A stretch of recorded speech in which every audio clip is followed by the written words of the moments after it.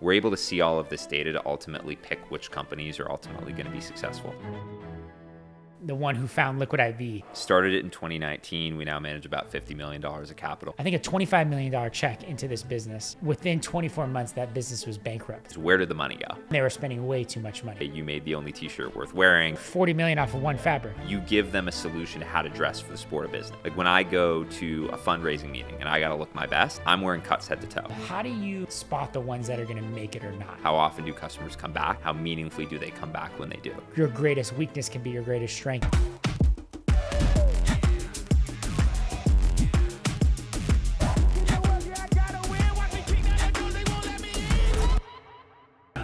When are we going golf soon? I found those are Sean, but Ready anytime.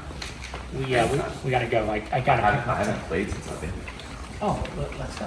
There's a bunch. There's Rustic. There's Trump. There's where's some of Strawberry Farms is good. Do you usually go south? Do you go north? I usually go south, towards OC. Cool. It's a little bit easier. It's just like if I'm gonna drive somewhere, I'd rather drive along the ocean and kind of get out of LA. Kiva, how we doing? Doing great, man. Good to be here. Yeah, welcome to the pod. Thank you. I was excited to do this because we've had so many good long conversations together over the years, and just to be able to record one of them got me excited. Totally, man. Friends for a long time. Yeah. So Kiva is a longtime advisor of Cuts, founder of Selva Ventures, and which is a investment group that focuses on early stage companies. And I would love to, have you give your intro real quick. Yeah, for sure. So, founder and managing partner of Selva Ventures. Our mission as a firm is to invest in brands that help their consumers live healthier lives. We focus on the early stage, so seed and Series A companies. Think like $0 to $15 million in sales, growing fast.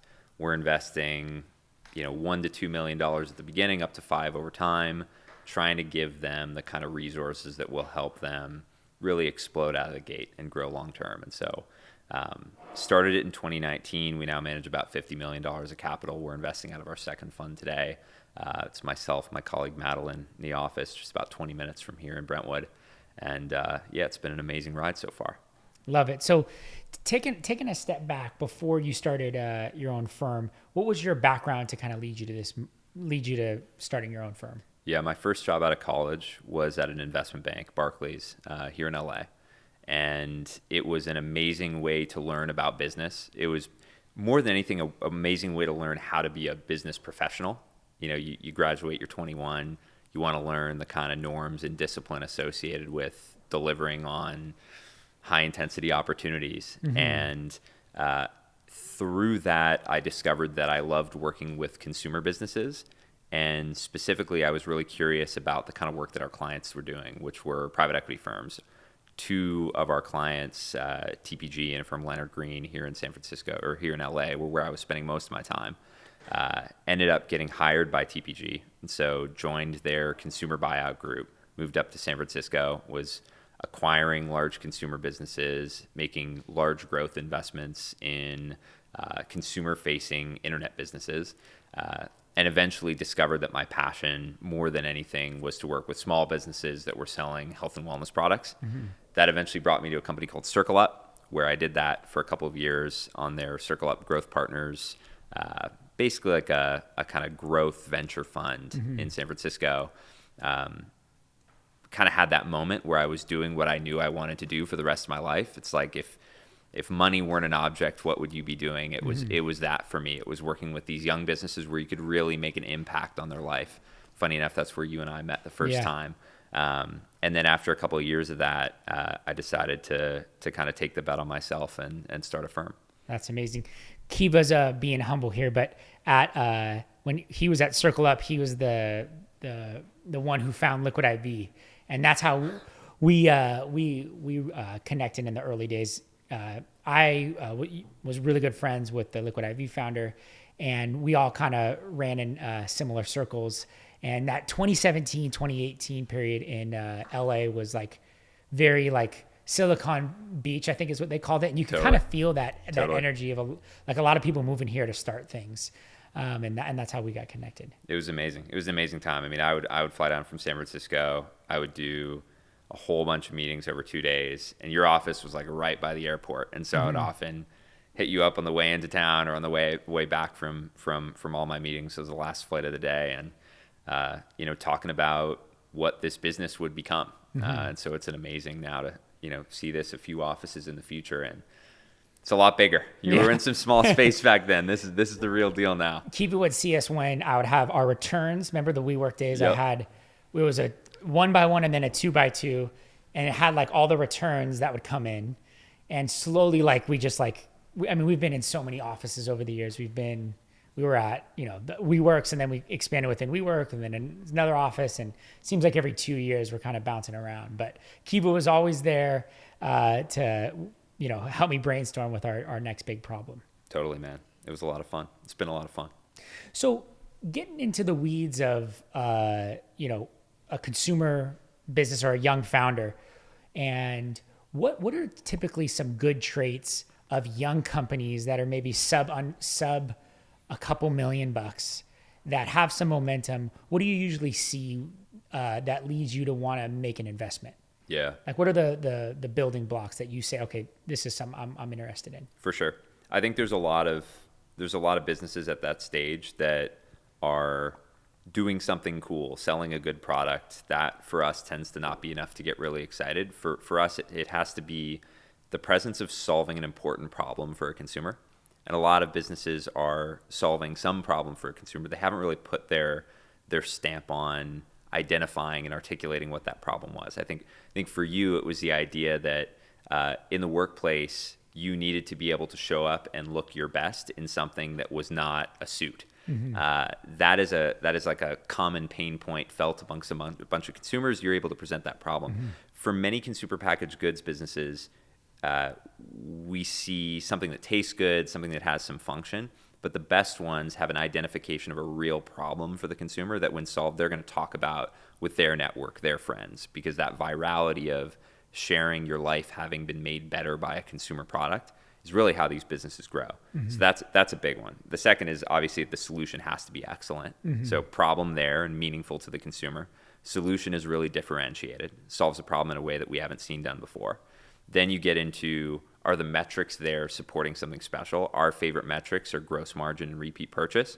Gross margin is like, are you delivering real value in such a way that's meaningful for you, the company? Because that unlocks efficiency of growth, more dollars that you can reinvest in delivering better products, hiring a great team, whatever it may be. Then the second one, which is like kind of our magic numbers, is retention. How often do customers come back? How meaningfully do they come back when they do?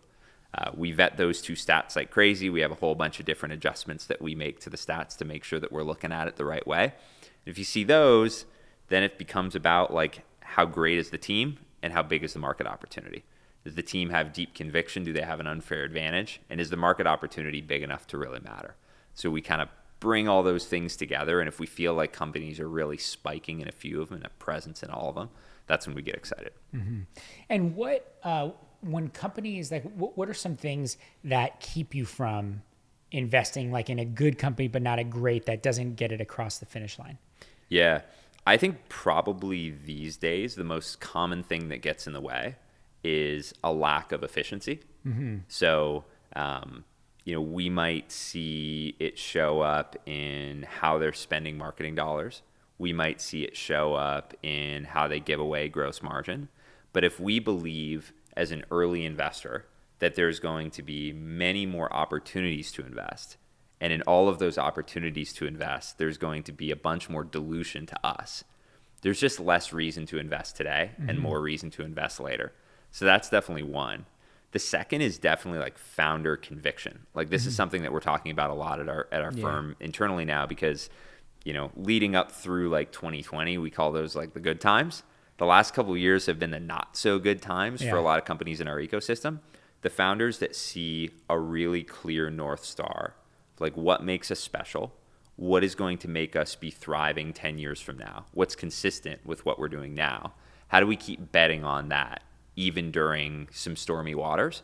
The ones that we see conviction in to really believe that they're going to navigate through these hard times, it really comes down to believing in a few things and holding that deep conviction in a way that makes sense.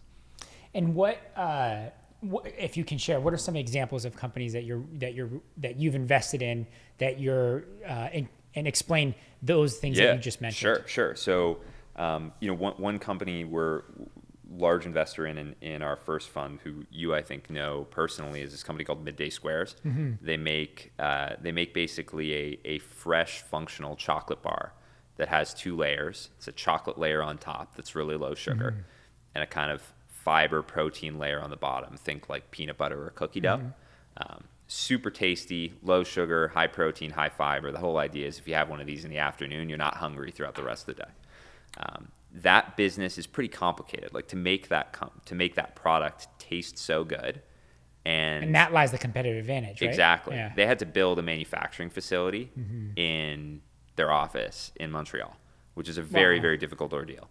So that business is growing really well. And, they hit a point where they had to actually go from 2 squares to 1 square in order to be price accessible to the consumer to try it. And that meant going through all of these operational challenges where instead of growing, which is the fun part, as you know, they were needing to kind of rebuild the foundation of the business before they could grow higher.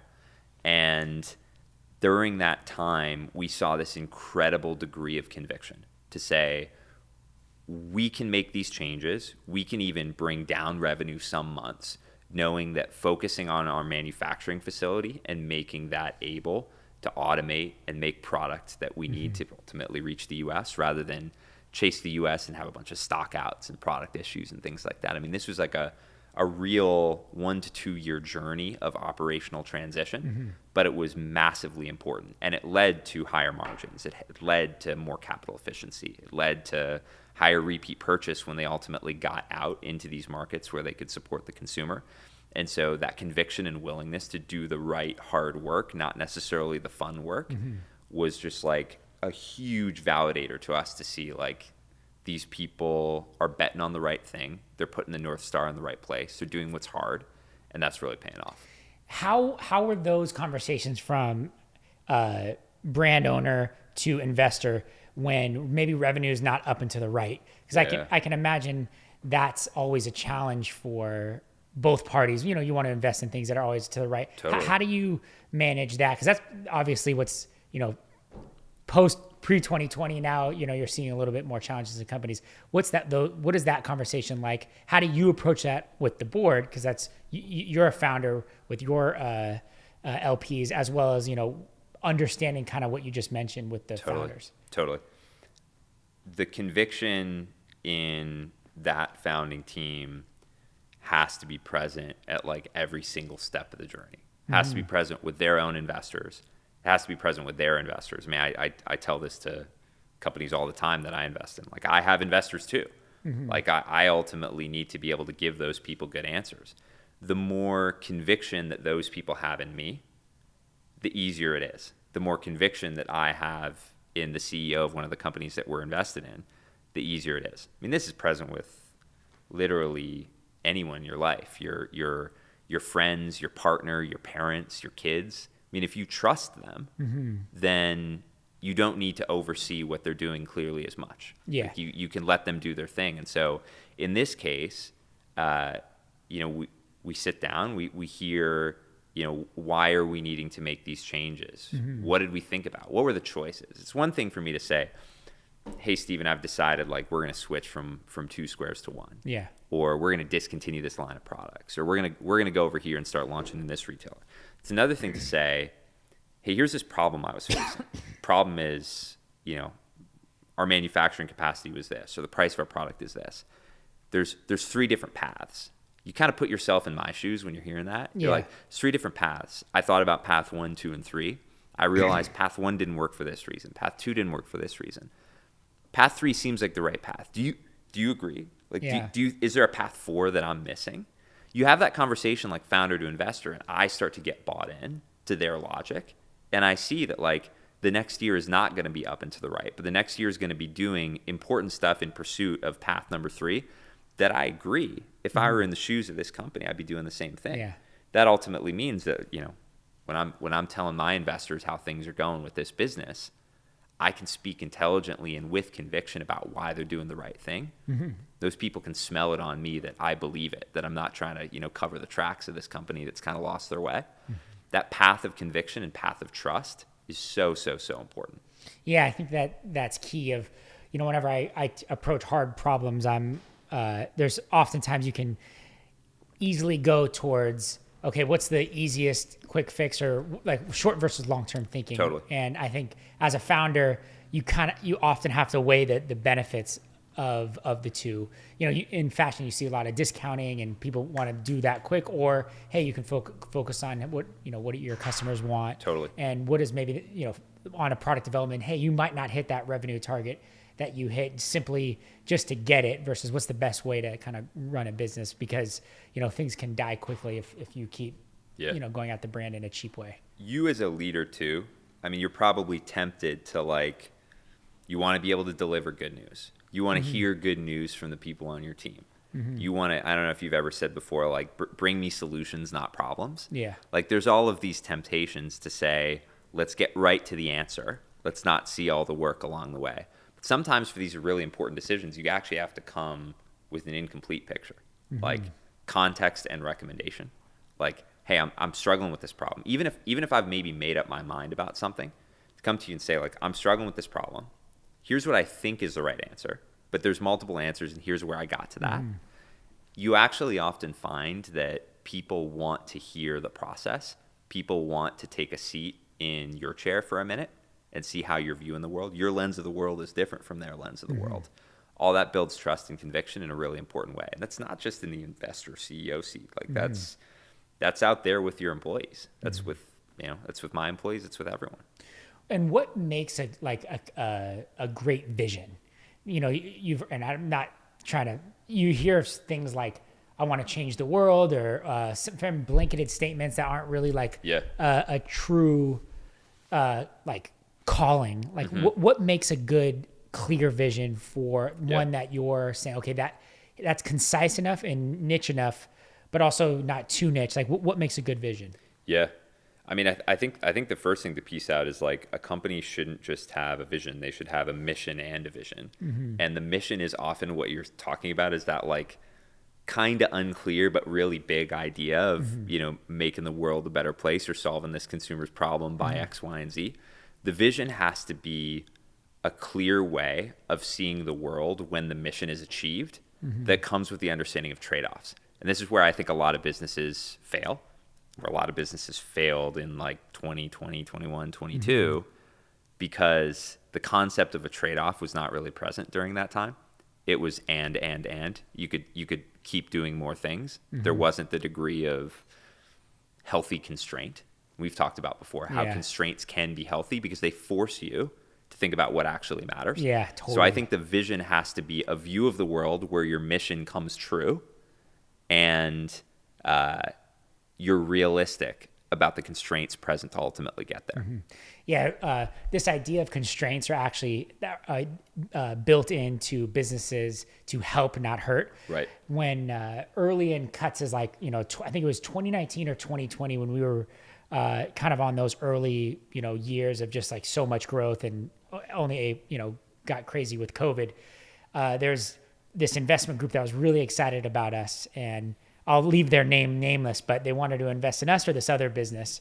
And they wrote, I think, a $25 million check into this business.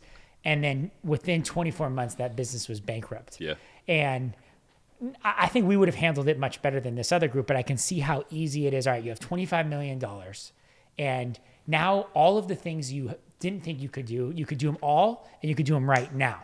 And I think money sometimes gives you the false sense that you can do everything you wanted to do right now. Right. When in a business, there's customer life cycles, there's things that just take time that you can't just spend more money and get. And I think Cuts, we've learned that the hard way. We've also learned that just by having constraints of saying, okay, we gotta, I think for us, when we add a different product line, the first season of it, it's going to take a little bit of time. You have to educate customers that we have it. Then the second season, it gets a little bit more. And by the third, you can reach scale. Right. But by doing too many new products all at once, you can't expect that they're all going to sell like a t-shirt. Totally. And this business that ended up failing, I got their P&L sent to me, and I loved it because I could just look through it, and you could see one, they were spending way too much money, so that's something we wouldn't have done. But they all of a sudden they added sizes to their assortment, they added product lines, and it was like, oh wow, they stacked about like 10 initiatives, Right.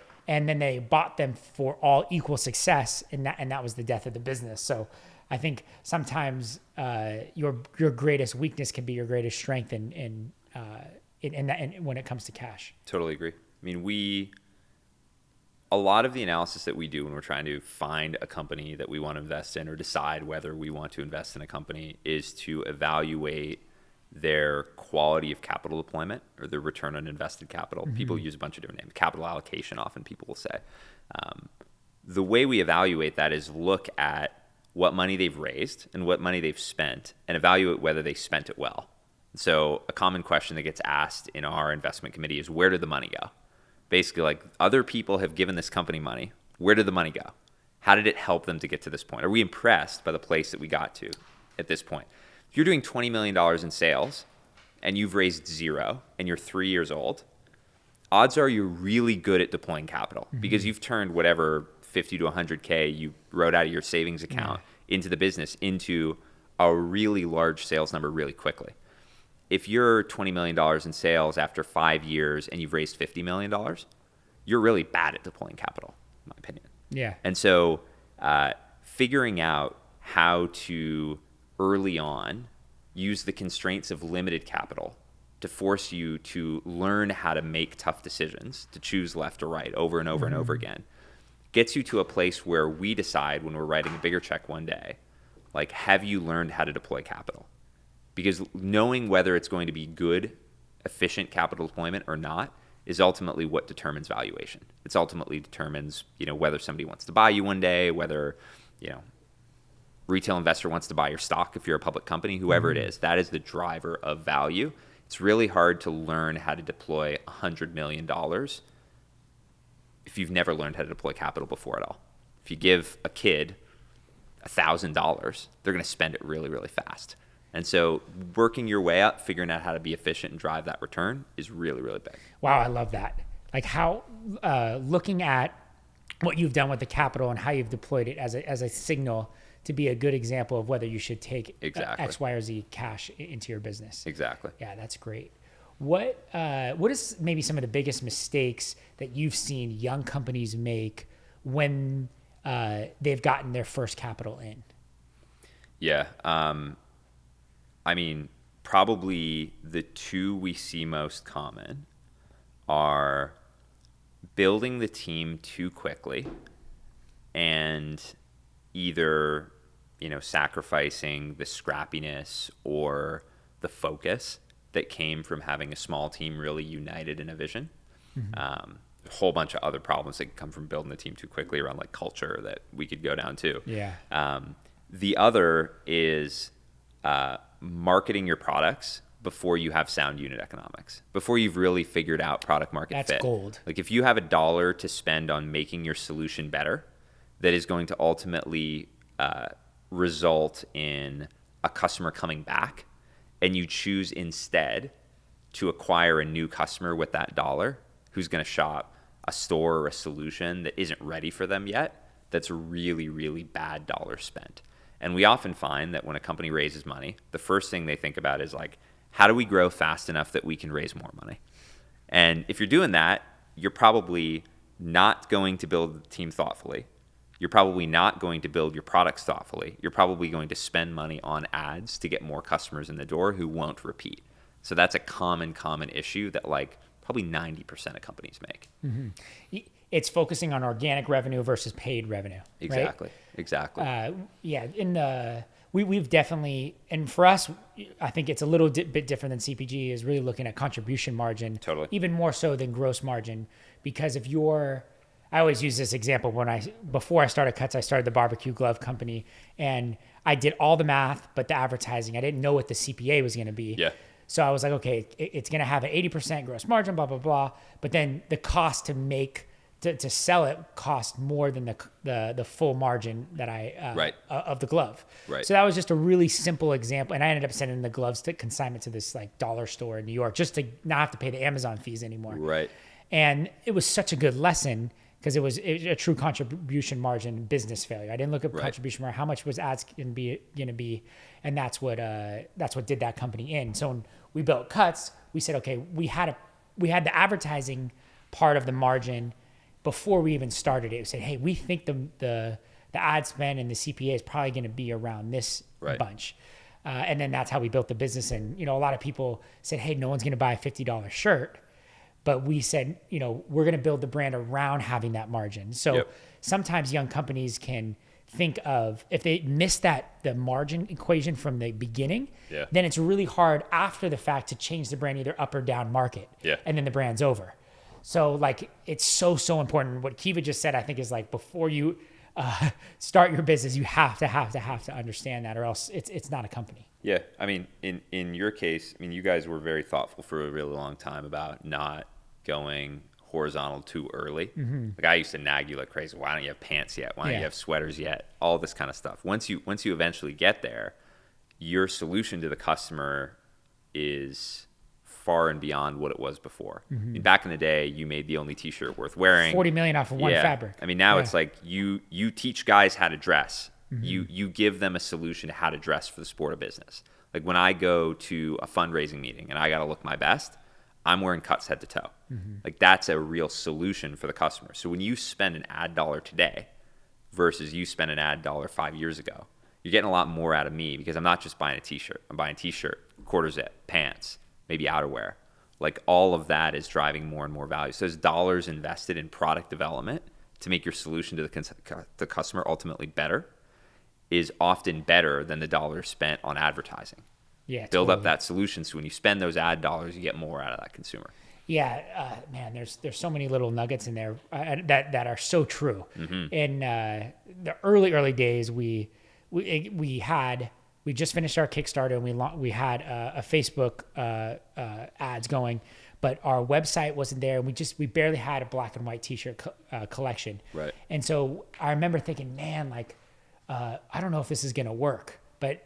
So instead, we turned off ads and we said, okay, let's order a couple more POs and then we'll restart ads, and then it all worked. Yeah. And that's an example of not having the right offering to make those ad dollars efficient.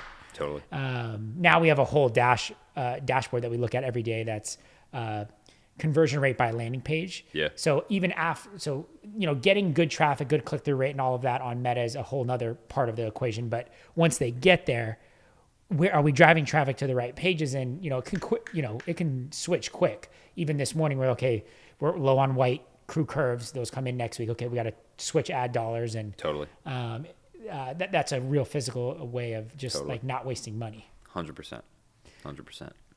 What in terms of culture, because you've seen a lot of that, what in the maybe first 3 years, sub 20 people, like what cultures do you look for, and how big of a thought process is that when you're making your investment? And how do you go about even seeing it? How do you peek beneath the hood in that? Yeah. I mean, in the early days, the founders, the first few people involved, are what I call like the most underpriced asset. Like they're people who, are hustling for their sweat equity. They don't have a ton of resources, but they're incredibly talented. We've bet on them. If they were off working for another company, they'd be making a lot more money. So we get the benefit of those people hustling and working around the clock, putting their heart and soul into it. Oftentimes, what's next is like a next few people that they need to be able to bring them scale, because you can't do everything. You need to motivate those people and get them as excited as you, the founder, are.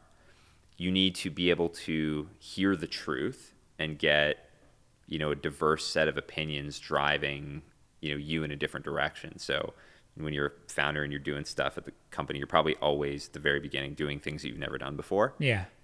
Eventually, you have the luxury of hiring people who have done those things before. Big question that you have in that moment is, do you listen to them or not? Because like making those decisions, shooting from the hip for the past few years has gotten you to a really good place. Now somebody's coming in and saying, we got to do this different now. We got to be a grown up company. Do you listen to them? Do you push back on it? How much do you present your own conviction and challenge it? The right founders, I think, have a really good ability to hear different opinions, give trust in their people, not need to hover and overhang in all of those situations, but still have the ability when their conviction is questioned or challenged to be able to double down on what they fundamentally believe. And, that might be that there's low-hanging fruit that seems really attractive over here, but it's not core to what we're building. Maybe for you, like it's a product line that doesn't align with Cut's vision, business, but we think it would sell really well. Like, Steven, you got to do this. Like, those people should be able to make that pitch to you. If they're afraid of making that pitch to you, then you're not creating a culture that's effective. But you too should be able to internalize that information, make decisions that come from a place of conviction. So that kind of healthy challenge we think is really, really important. And then I think more than anything, like the first few years, as you know, are a grind. In order to motivate people to come in and participate in that grind and build something great, you have to in some way make it fun. You have to make it fulfilling and meaningful. Yeah. And so, like, can you create meaningful experience in these people's lives to make them want to be part of this team? And that takes so many different forms. It's not just, one size fits all. We've seen some teams where everyone seems like they're totally best friends. We've seen some teams that are not friends at all, but they're so effective in working together. So it takes tons of different forms. But I think it's like telling the truth, being self-aware, being motivated, having like a real, a view of trying to win, not be right, is probably how I would say it. And that's best ideas win. Totally. Right? Totally. That's what we talk about all the time. Best ideas win. If you're the first employee or the most recent one hired, Totally. Let's just get to the best ideas. And if it's something, because if you're an employee who focuses on being right, I feel like that can be a huge cancer in the business, because then you're going to be married to your bad ideas. Yep. Because you have to be right. And then you're going to, especially as a leader, then you can drag down. Totally. One of the biggest lessons I've learned in culture is you really have to be intentional about who you want to hire. Because the first 10 people, it's really easy. A lot of them are friends. And then the next 10 are really close to you, so they really learn from you. But then the next 10, it can get harder to understand. You because you weren't forced to, with those early employees, to say, okay, this is the exact attribute that makes a great Cuts employee. You start just moving quick. Then before you know it, and it happened to us, you can have, 10 or 20 people. You're like, these people actually, they might have good resumes, but we weren't intentional about what makes them a Cuts employees. We just looked at their logo. Right. And then that can cause a bunch of little tangents down some rabbit holes that you didn't want to get towards. And then, you create a lack of togetherness. And I think if you're around long enough, companies will go through it. Of course. But I think like the word intentionality is so important, and it takes hard work. It's not easy. People stuff's hard. It's hard. People stuff's really, really hard. And you got to be brave. You got to be intentional. You can't avoid hard conversations. Totally. Hard. I mean, yeah. I mean, value of ours is like, try to be exceptional at having hard conversations. The best investors and the best members of our team are trying to be exceptional at having hard conversations, which means going headfirst into them, not avoiding them, and doing them with thoughtfulness and empathy, and like putting forward what the ultimate goal is for the team to win, not for them individually to win. Yeah. The team's winning, you'll win. Definitely. Now going on the flip side, we've talked about the brand side of yours, Sure. How you invest in brands. Now, I think what's a unique position where you're being a founder of an investment firm is you also have to raise money. Yeah. So you have to do exactly what people are coming to you for, but bigger checks, probably bigger egos, people with a lot of experience they've had success in their life. How do you even go about finding like people that make a lot of money? Yeah. I mean, good question. If you have any ideas, let me know. We have, first of all, we're really fortunate to have a group of LPs now who wants to see us be successful and is giving us feedback on how to be more successful and are opening up new networks for us to meet new people that could be great capital partners for us in the future. But to your point, I think a lot of people think about investors like us as just having this endless pool of money, and not as people like them that actually need to go out every few years and tell a story to the market and get more people to give us more runway. And so, I think the first thing that as an investor you have to recognize that's fundamentally different from a company is your product is really intangible. Like if you're raising money for a hydration company, you have a hydration product that you can actually hand to an investor in a meeting, have them taste it, tell them about where you're selling, tell them about what your sales are and what your repeat purchase is. Investor in us, on the other hand, is giving us capital to go out and essentially chase good ideas. And so they have no idea what their money's going to go towards. They don't get to say, okay, it's going to be this hydration product and here's going to be the strategy. For us, it's going to be, we're going to make investments over like a 3 to 4 year period in this type of company. And they might look like this, this, and this. And here's some of the investments that we've made before. It might look like that, might look totally different. That's really tough for many investors to hear. And so many investors typically aren't good fund investors for that purpose. They want tangible things. For us, we start with people who have noticed the vision that we see in the world. So what we typically describe is there's 4 things happening in the consumer ecosystem that we think are important, that are driving the need for an investor like us to succeed. The first is that consumers are changing what they put in their bodies. They're being very intentional towards healthier living, healthier products. The second is that the barriers to entry have gotten lower. It's easier for small companies to compete with large companies. Just think about if 20 years ago you wanted Cuts to compete with Nike and Lululemon, there's no way. Now you can reach that customer, and sure enough, people are switching from them to you. The third is the presence of data. So for us, e-commerce data plus syndicated retail data means that there are retailers taking a chance on young companies in a way that they wouldn't have in the past. And we get the benefit of data early on that shows that something is working. So whether that's Shopify, repeat purchase data, Amazon reviews, Nielsen syndicated data to see how fast a company's selling at Whole Foods or Kroger, we're able to see all of this data to ultimately pick which companies are ultimately going to be successful. And then the fourth is that the response across many large companies, especially in food, beverage, personal care, and beauty, has actually been to realize that the best solver of hard problems are entrepreneurs, not them.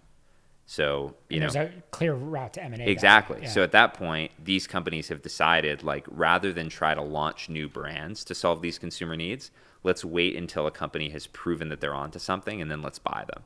And that ultimately provides to us a route to exit that if this firm were, 20 years ago, maybe wouldn't have had that same route to exit. So I present those things to an investor who might be a wealthy individual who's noticed these things happening. It might be a company that has a vested interest in this ecosystem and seeing what's going on. So in that sense, one of our investors is Unilever, like big CPG business based out in London. And so them seeing what's happening at the early stage is really important and valuable to them. And so they invest in us to be able to see opportunities that they may want to invest in themselves or that they may want to acquire one day. We have a number of investors who are involved in some way in the world of like wellness or professional sports. A couple sports teams owners who, being around the world of high performance, see that, what their players are consuming or what their peers are consuming are interesting to them. They want to get ahead of that. One of our LPs is the CEO of TRX. So there's an example of somebody who just like lives and breathes the world of health and wellness on the fitness side and is interested in what's happening on the consumable side as being complementary to his solution. Down the road, what all of the firms like us are ultimately striving for is to raise capital from institutional investors who can be like a long-term source of capital. And that might be like a JP college endowment. It might be a bank. It might be an insurance company. Somebody who basically is going to say like, we believe in giving you the capital that is going to drive returns long-term for us and also help realize, the change we want to see in the world. Mm-hmm. What, in terms of that market space, the better for you space, there's been a better for you boom. Yep. How do you kind of spot the ones that are going to make it or not? I was reading the other day that, not that it's become a crowded place, but there is a lot of I'd say it's crowded. It's crowded at this point. How do you, maybe Olipop's a bad one because I think they're killing it, but taking something that, our parents' generation just was terrible chemicals and making it, is better for you enough, or is there another trait that you need? Yeah. I mean, first of all, like, we're looking for good for you in many cases, not just better for you. That's great. Sometimes better for you is nearly enough in the sense that, you walk to Whole Foods or Bristol Farms here, or Erewhon, and you see a whole bunch of stuff that just seems like so crowded and over optimized. But, drive an hour east and go to a Kroger and you're just going to see a different set of products. Yeah. And you're going to see a lot of stuff in there that people are eating at all ages that are just a real nutritional problem. Yeah. If you zoom way out on the US, there are some massively alarming stats around obesity, diabetes, heart disease. So getting those people to have better for you products is a huge, huge impact. I mean, like, hats off to those guys at Olipop. Like, if they can keep taking share from Coke and Pepsi, that's amazing. Everybody. Yeah. So what we ultimately have to believe is that the way that it's good for you, or the way that it's better for you, is something that's actually going to stick around. Consumers are still going to care about it 10 years from now. Like, I think a great example of this is like 5-6 years ago, everyone was obsessed with the keto diet. You probably don't hear that talked about that much anymore. So if we're investing in a brand that's growing real fast because the fad diet is the keto diet, we're making a bet that the keto diet's still going to matter 10 years from now. Well, look at Beyond Meat. That's a great example. I think that's a perfect example. Yeah, I was one of those people. Hey, I think we would even go to Hop Dotties, which is Burger Planet. Hey, let's get a Beyond Meat one. So we thought it was healthier. And now I've done one click in. That stuff is terrible for you. And you saw their stock price, and real meat in good consumption is actually really good for you. Right. If it's the right type of meat. Right. So that's such a good example of totally. If you would have let's say you would have invested even in the middle of that ride, I mean, you'll never make your money back. Yeah. I mean, you in health and wellness relative to apparel, for example, you are looking for the truth. And that's hard to find. Yeah. I mean, you're like constantly, we're learning about what is better for us. There's been no period of 5 years in my life where something didn't change my understanding of what is better for me. Whereas, in fashion, I think you're trying to predict what people are going to want to look like and what people are going to want to dress like. And there's not like a core truth in that. Yeah. It's subjective. And so I think us trying to stay in front of the truth and figure out, okay, what are people going to want 5 years from now, not because their tastes are different, but because their understanding of health is different. That's got to be our job. And that memeans we're doing research, we're reading articles. There's a lot of those out there. Annie's is another one. Totally. Ends up being terrible for you. Yeah. I mean, we're right now kind of kicking around an idea to take on Annie's directly, because I just welcomed my first child 7 months ago, and I'm looking at what we're going to be feeding her over the next 18 years, and it's not good, man. Yeah. So we need some different options. Yeah. The food system has gotten so bad that whether it's like microplastics or just terrible ingredients.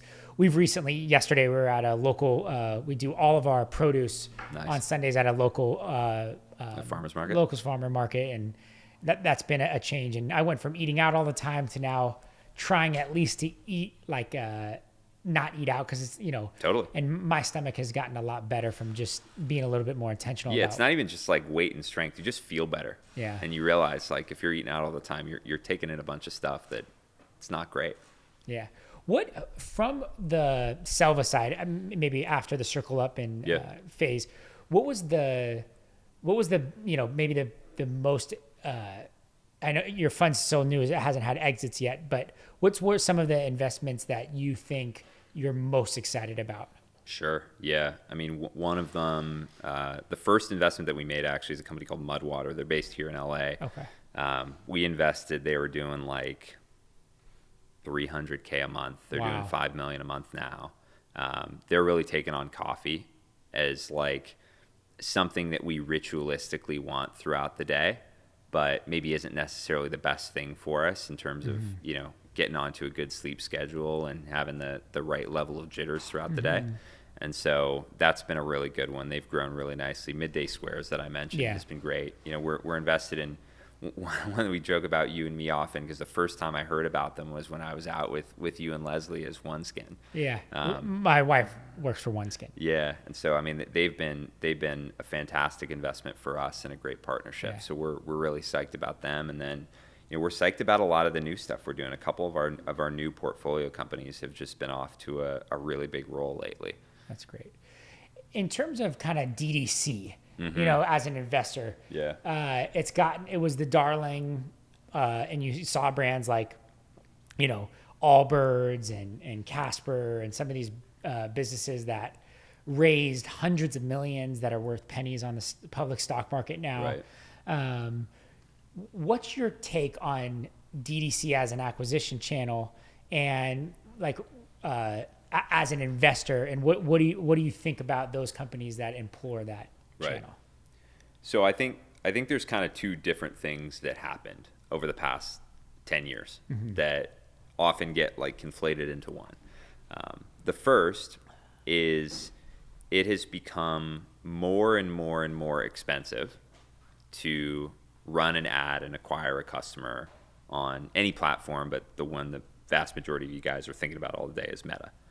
And so when you have an increasing cost of customer acquisition or advertising, over time that's going to necessitate a decaying of your business to the benefit of Meta. And so when many of these brands were started in 2012, 2013, you could sell a mediocre product that didn't have great repeat purchase and grow really, really fast because it was so cheap to acquire another customer. Now, 2024, you need a great product that people are going to come back and reorder. Like many times, you're not looking at massive first order profitability. Yeah. You're looking at making your money on repeat customers, which means, maybe breaking even or making a little bit of money on that first customer, betting that they're going to come back, betting on your product to make them want to come back. So there were a lot of businesses that I think just kind of did that wrong, like built their reason to exist and their whole economic model on like 2012 through 2018 economics. And that just got worse and worse and worse. And sometimes it stepped worse, like iOS 14, but it's pretty consistently more expensive. Yeah. The other issue is that there's a whole bunch of venture capital firms that believed that selling a product on the internet constituted technology. These are venture capitalists that invest in technology that believe that because instead of selling at Nordstrom, you're buying, this shoe on allbirds.com, that shoe is a technology business. And the way that they would justify that is they'd usually look at the shoe market and say, look how big it is. This is enormous. Like if we can change the behavior of customers buying shoes on the internet, and people are 50% e-commerce instead of 100% retail, holy moly, these are going to be huge businesses, and we're going to get venture returns like 100x plus. The truth is, like, these businesses are not technology. I mean, they are physical products that, one, you have to ship. They are physical products that you as a consumer may not need a lot of. Like you run out of space. You can only buy so many pairs of Allbirds. Eventually you're good, right? Yeah. Whereas like a lot of the consumer businesses that these technology companies or venture firms invest in, they're a subscription, like Spotify, Netflix. They hit your bank account or credit card every month. You're not run out of the need for that. And so that all that capital that came in and told companies grow, which I'm sure was what Casper heard the moment they started raising money, force them to just keep buying customers rather than think about how to build a long-term profitable model. And so I think as a whole, there's been kind of like this broken narrative that D2C doesn't work anymore because of these two dynamics. I think in reality, D2C works great. D2C is not a great way to scale a business forever. There are some categories that you can scale forever, but like ultimately it's a channel. It's not an identity of a business. It's a good way to reach good way to reach the customer. Yeah. It's a good way for a really loyal customer to keep coming back and you getting more margin from that. But like if you said Cuts is a D2C clothing brand, I would say no, Cuts is a clothing brand. Its primary channel strategy today is D2C.